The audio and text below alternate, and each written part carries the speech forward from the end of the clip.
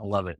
Now, from your perspective, as the president of VeeFriends, if someone does want to come work for VeeFriends or Gary V or, one of the companies or projects in some way, they're not in a position where they could work for free.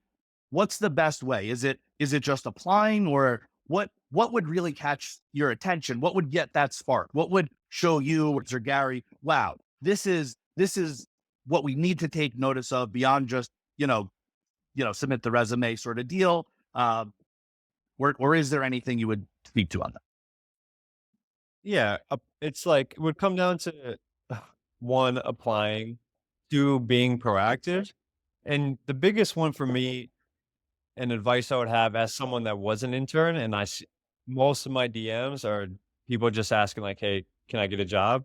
Um, which doesn't impress me because they're like, "Hey, where can I apply?" I'm like, if you're asking me where you can apply, like you're already out of the list of like thoughtful and proactive and taking initiative yourself versus what I would love to see is, hey, either I saw this job listing and I applied. Here's what else I would like you to know and why I think you should hire me.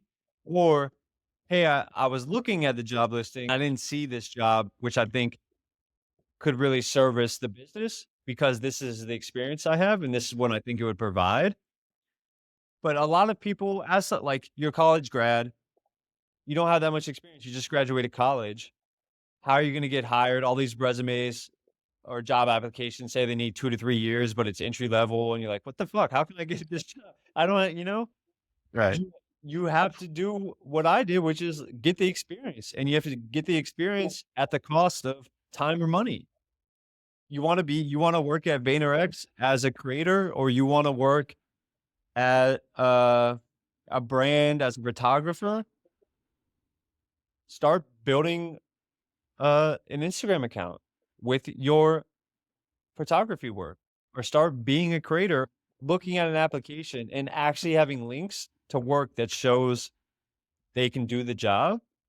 But the thing that I'm really harping on right now is that that doesn't need to be something that you worked on for a company. You can build the experience without needing the permission to do so.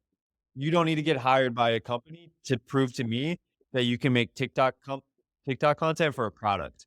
I mean, it's a case by case basis based on the job and the business need and how we're thinking about producing or fulfilling the need we have for that role, in a short answer. Fair enough.